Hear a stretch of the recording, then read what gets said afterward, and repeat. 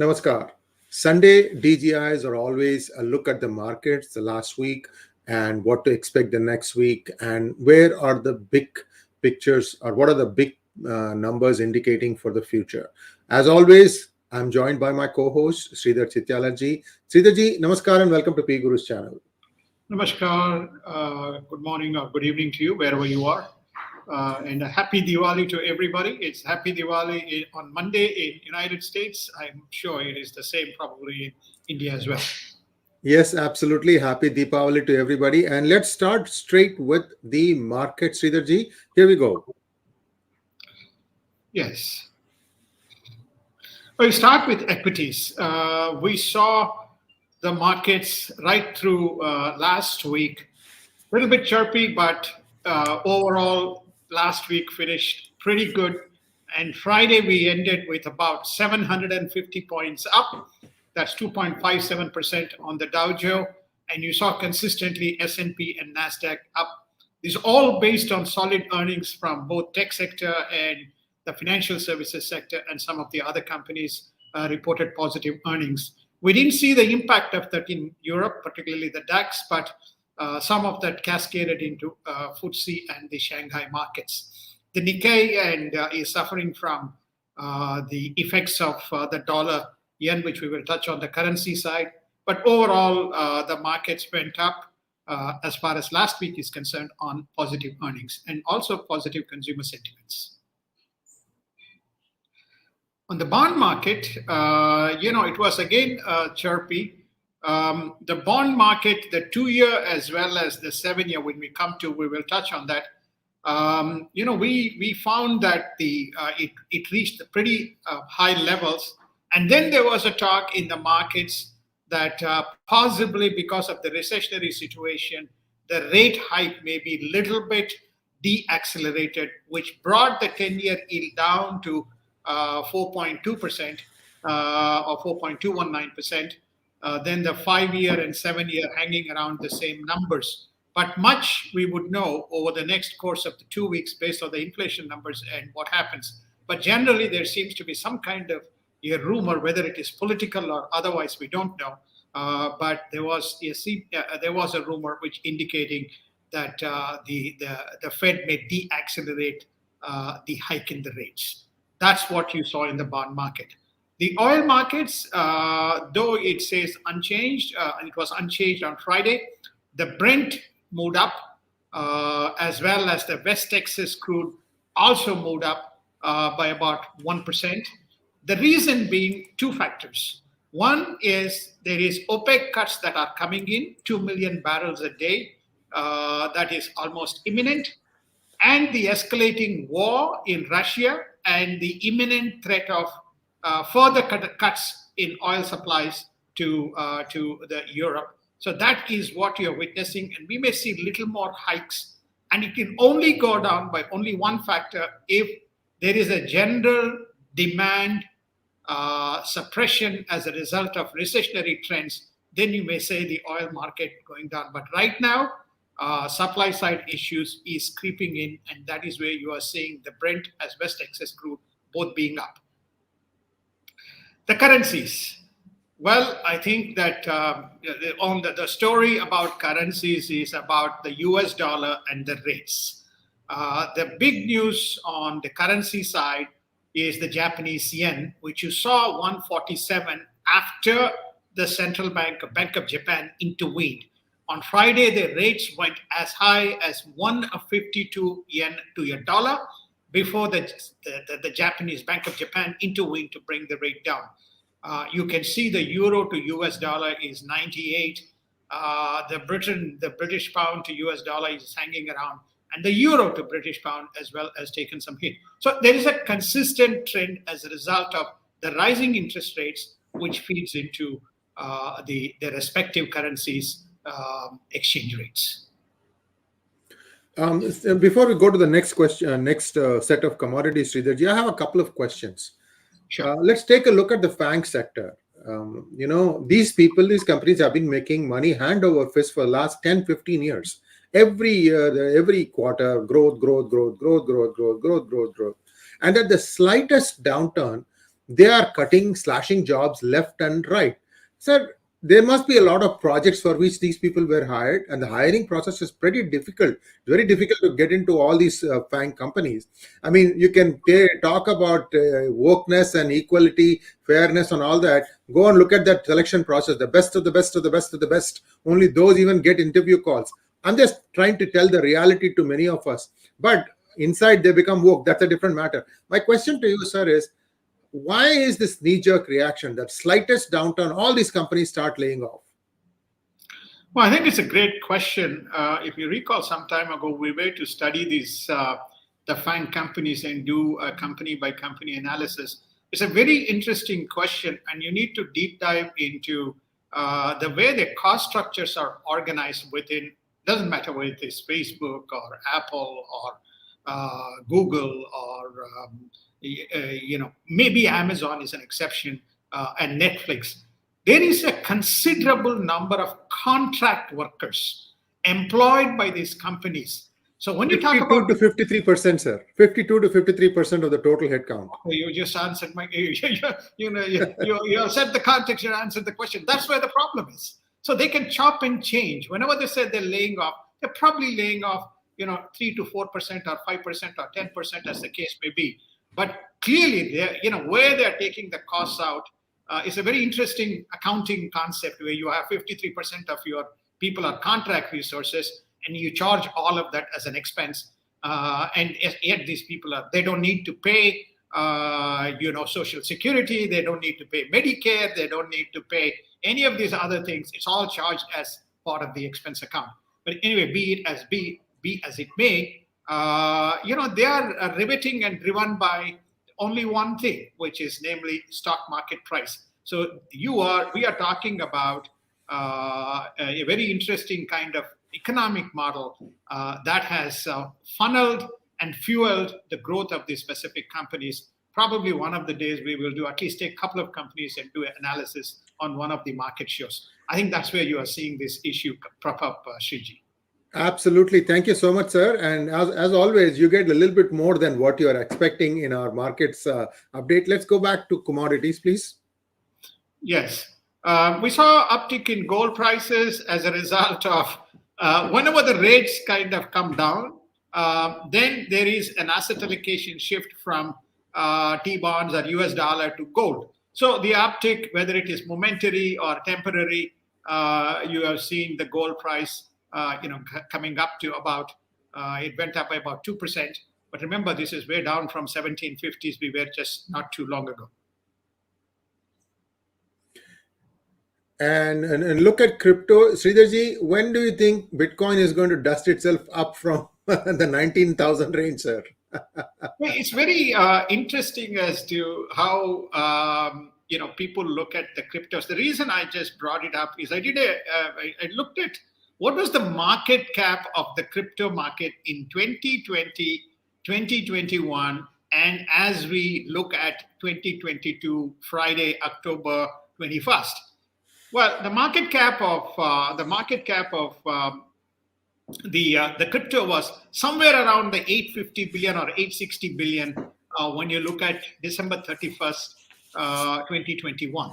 Okay, today it is around $978 billion. Okay, then when you look at December 31st, when you look at what happened between 2020 to 2021, it shot up to about $2.2 trillion. So when you actually plot the graph, going back to 2018, in fact, go back to 2007, it's $250 billion. Go to 2018, it's $500 billion. 2019. So when you put on your realistic hat rather than the euphemer of the hyperbolic 1 year growth when many people became millionaires betting on the cryptos, the market seems to be still there is a significant allocation towards the crypto, which is why it is still at a $1 trillion market cap. There are not too many companies in the publicly listed, be it Dow or be it S&P, which are in the trillion, except for the tech boys that you mentioned. They are the only boys who are trillion. The market cap of the crypto is greater than the market cap of Tesla. Okay, so therefore people have to look at it in that context. There are several announcements that happened last week where banks are now officially offering not only crypto trading, but accepting using banks and branches as a venues for having wallets and loading wallets with a bank denominated with their own bank denominated bank currencies to fill it up. So that's all I want to say within that context. Don't look at it unless you want to be a 1 week millionaire, in which case you need to worry about whether you want to be 30,000 rupees or 25,000, sorry, $30,000 or $25,000. So, viewers, I have some good news. I am just the proud owner of a patent that uses blockchain as well as cryptos. And the number is, I'm going to show it to you. I don't know if you can see it. Oh, now you can see it.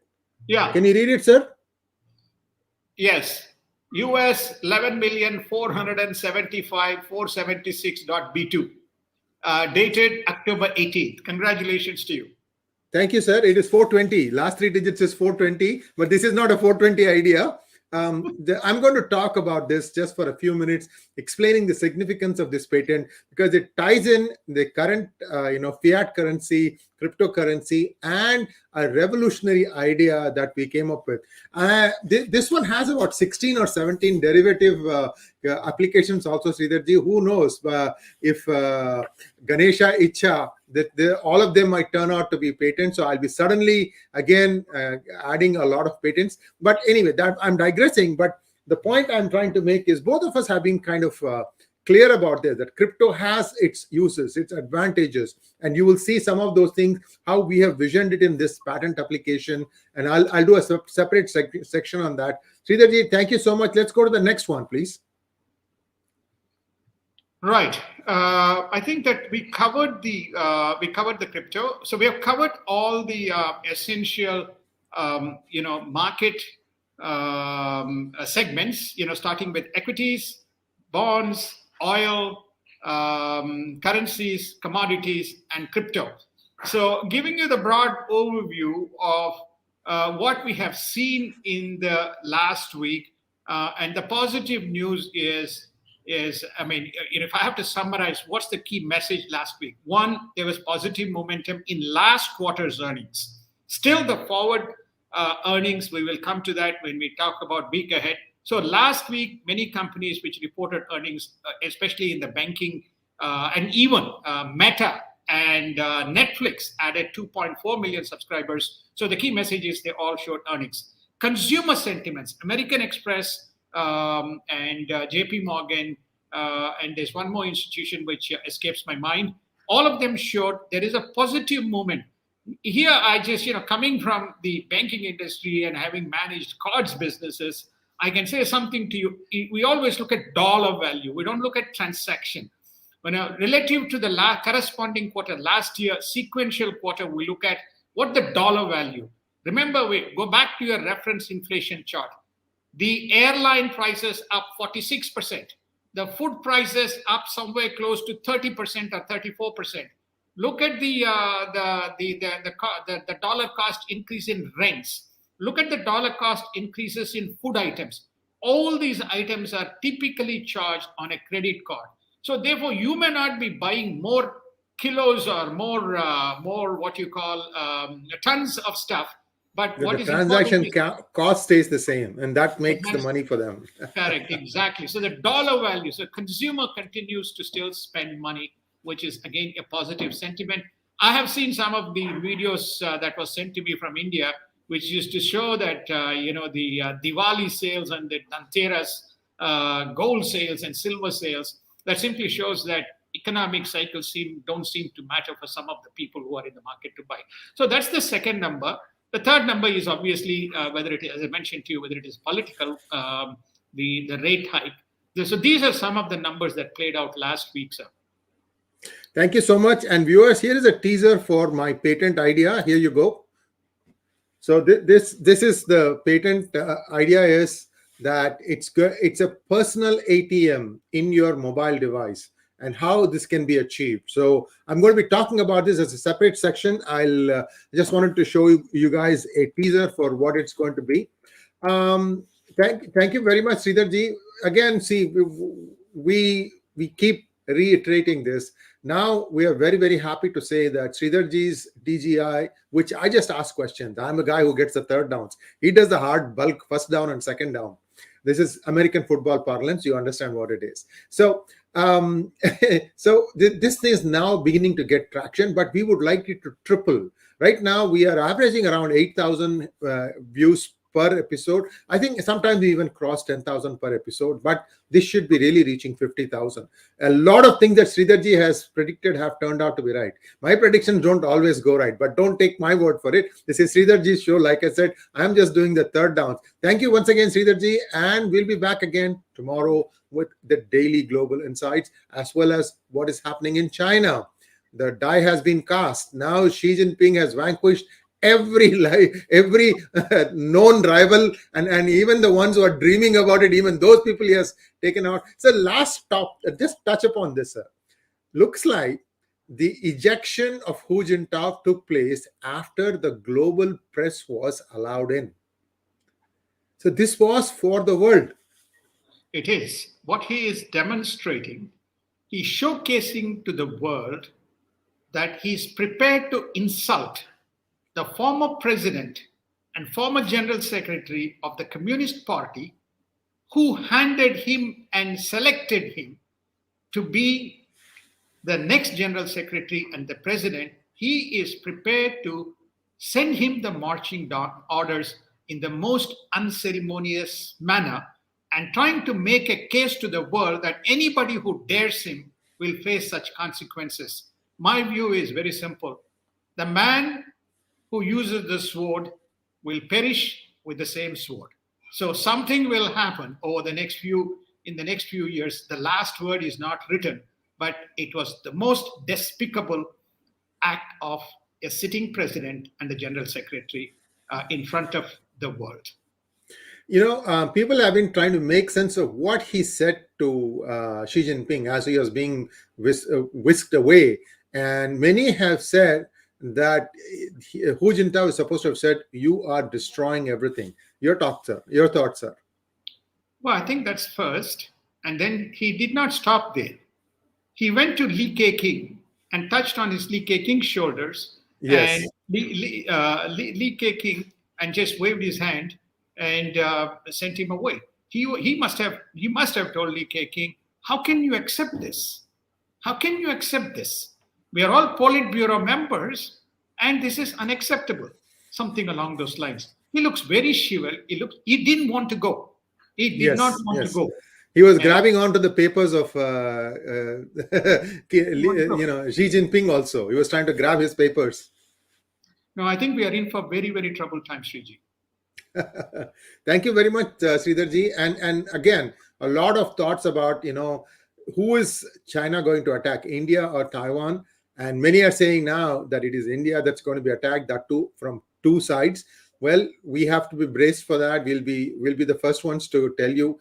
A lot of things are going to happen in the next few weeks, like Sridharji has mentioned. Always, please tune in to us. We do our best to try and give you the most accurate information. Thank you very much, Sridharji. See you tomorrow, sir. Namaskar. Thank you. One last statement, sir. Dr. Wang Yi, the foreign minister, has retained his position. Less publicized, but retained his position. And India has two stalwarts who know how to work with him. Doval and the external affairs minister both know how to work with Dr. Wang Yi. And it's very interesting. We'll cover that as the show progresses. Thank you. Have a wonderful week. And I couldn't just restrain myself from saying that. Thank you. And sorry, Sriji, I took extra minute away on the topic. Not at all. Not at all. The best part of conversation is when we are saying goodbye. And this is proof of that. Thank you, sir. Thank you. Have a great week. Again, happy Diwali to all. Happy Diwali.